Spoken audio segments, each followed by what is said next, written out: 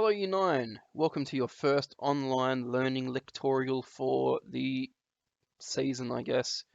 Basically, what we're going to be doing each and every lesson is we're going to be producing a video for you, like the one above, where I go through and explain how to do pretty much all the questions from the textbook so that when you guys do your individual work at home, you'll have a starting point of where to start and how to effectively do everything.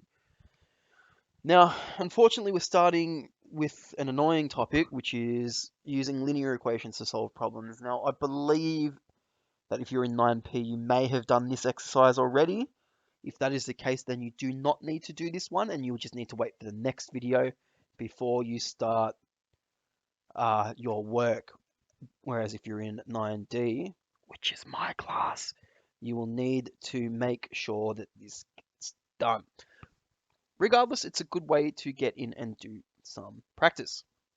So, what we're going to be talking about is we're going to be using linear equations to solve problems, and I would like you guys to let me know if anything was too hard, too easy, well, not too easy. Too easy is no, too easy. We're fine with too easy, but anything too hard, anything that doesn't make sense, if I'm going too quick or if I'm going too slow, please let me know in the comments below on Google Classroom, not in the actual thingo, and we will go from there. So, using linear equations to solve problems. So basically, we're going to be writing equations that are going to help us solve problems related to those equations.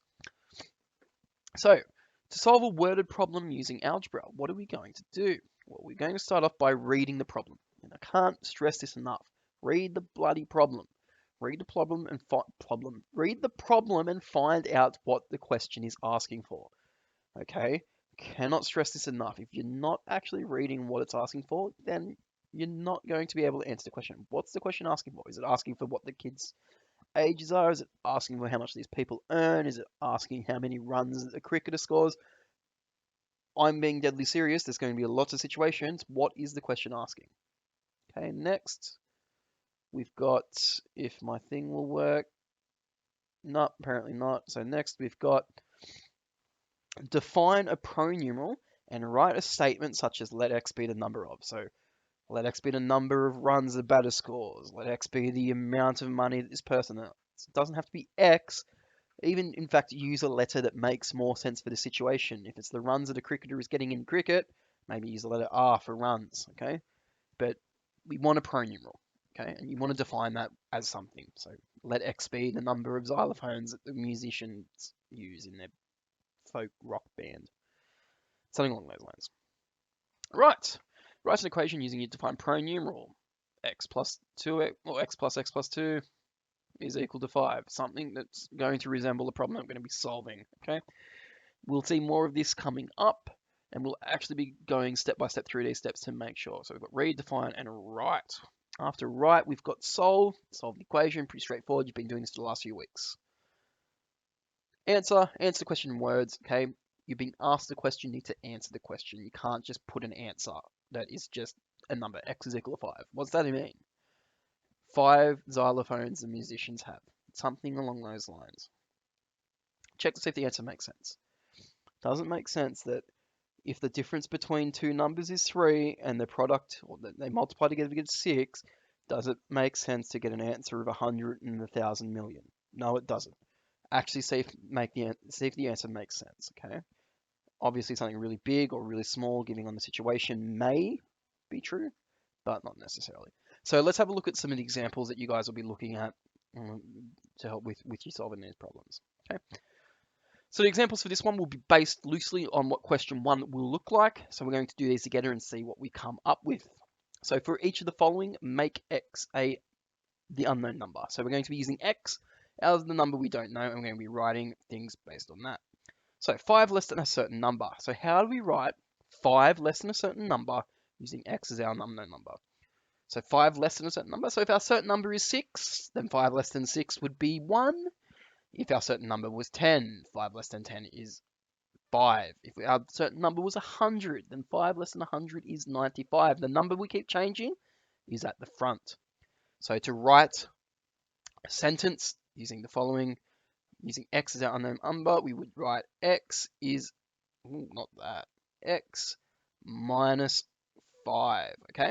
And that's all, x minus 5, that's all we need to write. We've written an expression that signifies this. 3 times a certain number is taken away from 8. So we need 3 times a certain number and then taken away from 8. Okay, so 3 times 3, 9. Taken away from 8 is -1. Okay, so 3 times a certain number. Let's start with that, 3x. And we're going to be taken away from 8. So that means the 8 is going to be at the front and we're going to be taking it away. 8 minus 3x, done. Does that work? 3 times 0 is 0. 0 taken away from 8 is just 8. So this one is going to work. The product of 2 and a certain number is divided from 9. So what are we looking for? We are looking for something along the lines of our product, which is times, so 2 in a certain number, so that would be 2 times x, or just 2x. Remember, when we're doing algebra, if a letter and a number is just next to each other, then we write time, or there is a times between them that we don't have to write. And what we're going to do is we're going to divide that by 9. Now, in maths, do we write our divisions like that? Hopefully your answer to that question is no, and you should realize that when we do divide by 9, we actually prefer the fractions. Now, you would not be marked down for the left-hand side in a test, I would hope, unless it says fully simplify, but the right-hand answer is the more correct one that we're looking for, particularly if you're asked to simplify the expressions. Okay, so question 1 will all look like that in some way, shape, or form. You just have to think to yourself, how do I make the number like that? Okay, so this example, and I think there's 2 of these that are based on 2 and 3. So the questions in the textbook for questions 2 and question 3 will be based similar to this question here. So let's get stuck into it. Warner and Finch made 258 runs between them in a cricket match. If Warner made 36 more runs than Finch, what we're going to do first is we're going to define a prime numeral by the number for the number of runs scored by Finch. Okay, so Warner and Finch made 258 runs between them in a cricket match. If Warner made 36 more than Finch, so whatever Finch makes, Warner makes 36 more of. So what Finch has made? Well, what's a letter or pronumeral that we can use to define the number of runs that Finch has got? I'm hoping that you come up with the letter or the pronumeral for R. R would be the one that makes the most sense. R for runs. So run, R, and we'll write 4 runs. Okay, so R is our pronumeral. Write the number of runs scored by Warner in terms of the pronumeral in part A. So if we're using R for the runs for Finch, Warner has made 36 more runs than Finch. So if Finch is R, then Warner must be whatever Finch got plus 36, okay? Because he made 36 more. And then write an equation in terms of your pronumerals to represent the problem. Okay, so the problem is that they both made 258 runs.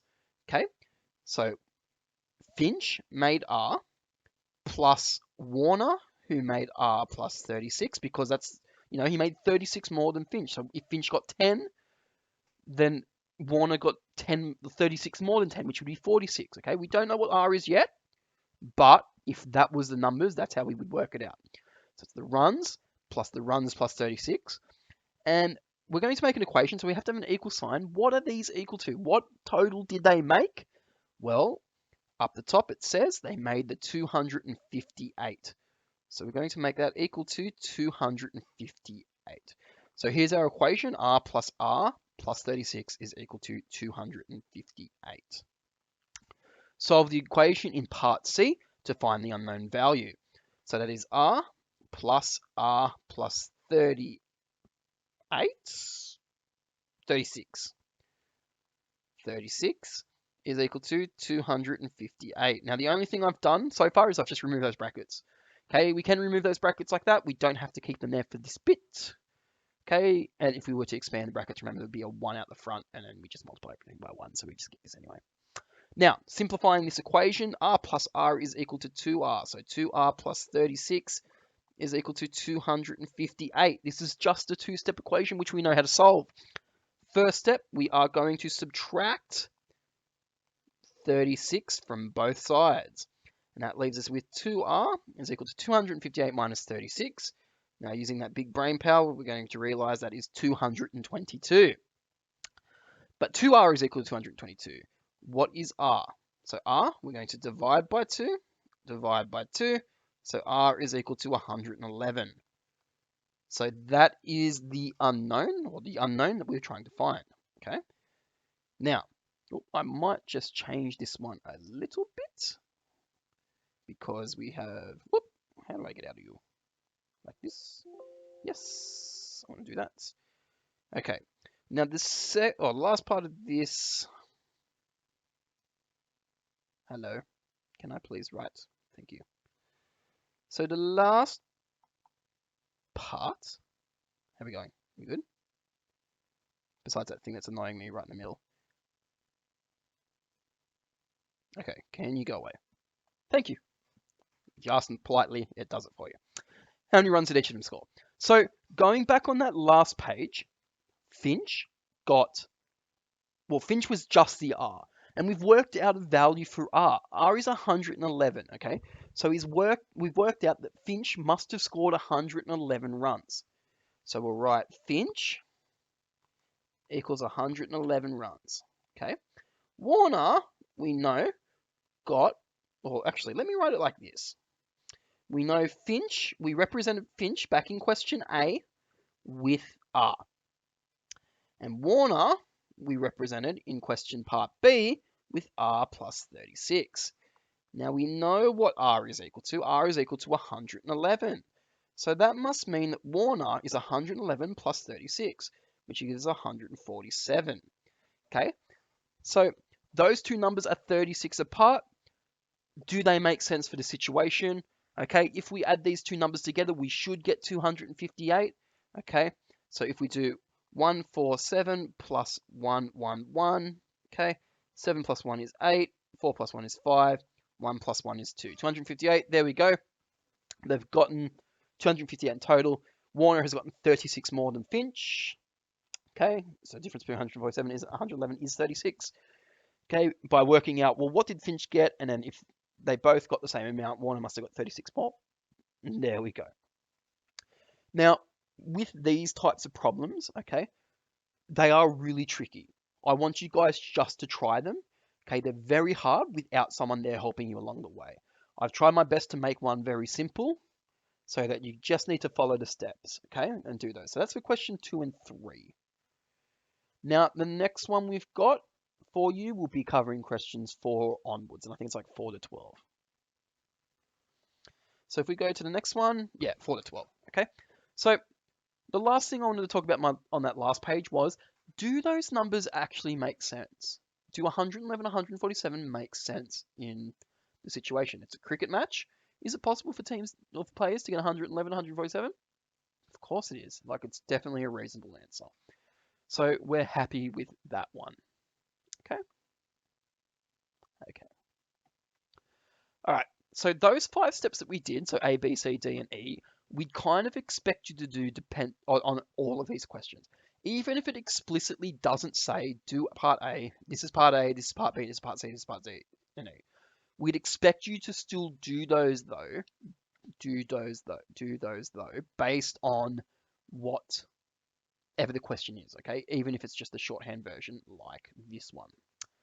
So we've got Chloe, who rented a car for a total cost of $450.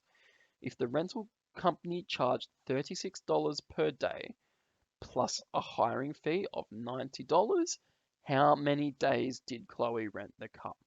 Okay, so part A was back for question, or the second example was, what is the variable that we're going to use? Now, we would think that we would use cost as a variable because we've got lots of money, but we're not basing our answer on the money. What is the question asking us? It's asking us how many days did Chloe rent the car? So we're going to be using D for days, okay? So D for days. Now, what do we need to know about this day? Well, we know that the amount of days for how many ever days it is, it's going to cost $36 per day. So it's $36 per day. So if it's 2 days, then it's $72. If it's 4 days, it's $144, so on and so forth. So to write an expression that represents that, we're going to do 36D, okay? Which is, in brackets, 36. Whoop, that's a D. I don't want 30D. I want 36 times the number of days, okay? So that's what that bit is. So 36 per day, so 36D, 36 times the number of days. Now, continuing on, we also know that the hiring fee is $90. So that's also on top of the 36 per day. So we've got the 36 times the days plus the $90 on top of that. Now, depending on what D is equal to, this total we know that she paid was $450. So if she paid $450, it's made up of the $90 plus the 36 for every day. Now, this is the equation that we've got. This is the equation we're going to try and solve. So when, oh my God, I can't draw straight lines. So when we solve an equation, we just solve it like a regular two-step. Okay, so remember, we're trying to find how many days. We're trying to find what D is equal to. I've now set up my equation. Let's try and solve it. So 36D plus 90 is equal to 450. The first step is to subtract 90 from both sides. Okay, that leaves me with 36D is equal to 450 minus 90, which is 360. Okay, my next step to isolate that D, I've got 36 times D. The opposite of timesing by 36 is to divide by 36. And as you remember, what we do to one side, we must also do to the other. That leaves me with D on the left-hand side is equal to 10 on the right-hand side. Okay, so that means, therefore, that she, or Chloe, had the car for 10 days. Now, as I said, I know this is a lot of working out, and I know this is a lot of it's a much harder topic to do by yourself. But unfortunately, this is the point where we're at. We're going to actually drift back into something a lot easier for the next lesson that will be uploaded. Okay. But with that being said, we've got questions. Oh, that's right. I made a second example for questions 4 to 12 just to help you again with setting up some of these equations. So this is how we do this one. Let's have a look at the second one that I've got up, which I genuinely forgot about. All right. Bit more wordy this one, but still the method's going to be exactly the same. So Abby, Ben, and Christian all work part-time at a supermarket. Christian earns $20 more than Abby, and Ben earns $30 less than twice of Abby's wage. If their total combined wage is $600, find how much each of these workers earn. So when we're doing this one, we're going to be looking for a pronumeral again, so a letter that's going to represent what we're talking about. In this situation, what are we talking about? What are we trying to find? So we're trying to find how much each of these workers earn, or what their wage is. So let's use W for wage. Okay. So that is the first step. Think about what the question is asking you. How much do these workers earn? You could even do E for earnings, okay? E for earnings. The idea is you want to get a letter that represents the situation that we're using. I might in fact actually use E, because I do like the letter E a little bit better than W. So let's say that our person, so look for the person who's in the middle. Christian earns $20 more than Abby, and Ben learns 30 less than twice of Abby's age. So we're comparing both Christian and Ben to Abby. So she's the person in the middle. So what we will do is we will call Abby the wage. So right over here, Abby is wage E. Okay. So Abby is wage E. So with Abby's wage, what we're going to do is we're going to work out, well, what does Christian's wage look like compared to Abby's? And what does Ben's wage look like compared to Abby's? Okay, so Christian earns, well, I don't need to write this down because it's already there, but Christian earns $20 more than Abby. So if Abby's wage is equal to E, then Christian's must be E plus 20 because he earns 20 extra dollars. So if Abby earns $50 per whatever this is, I'm guessing. If Abby, so if Abby earns $50, then Christian would earn 50 plus 20, so Christian would actually earn $70. Now Ben's our last one. So Ben earns 30 less than twice Abby's age. So let's start off with that last bit. Twice of Abby's age. Wage, not age. Twice of Abby's wage. So what does that look like? Well, if Abby's wage is E, then Ben earns twice that, so 2E. But he doesn't just earn 2E, he earns 30 less than twice. So 30 less, so minus 30, less than that. So there we go. Let me just rewrite this top one to Abby is equal to E. So we've got Abby is E, she's the base amount. Christian, who has the earnings plus $20, and Ben, who has two lots of Abby's earnings, E minus 30. Now, if I add these three together, I should get a total combined of $600. So Abby plus Christian plus Ben earn $600. But we know what we've got an equation or an expression that represents what Abby is, and that is E. So Abby is E plus Christian, who earns what Abby does, plus the $20 extra, plus Ben, who earns two lots of what Abby does, but 30 less. Well, two lots, then 30 off. And we know that this total should be equal to $600. Now let's put this all together to solve the equation. So E plus 2E is 4E. 20 minus 30 is negative 10. And that is equal to $600. Okay, so that's just adding the E. So this E, and this 2E to get the 4E at the front.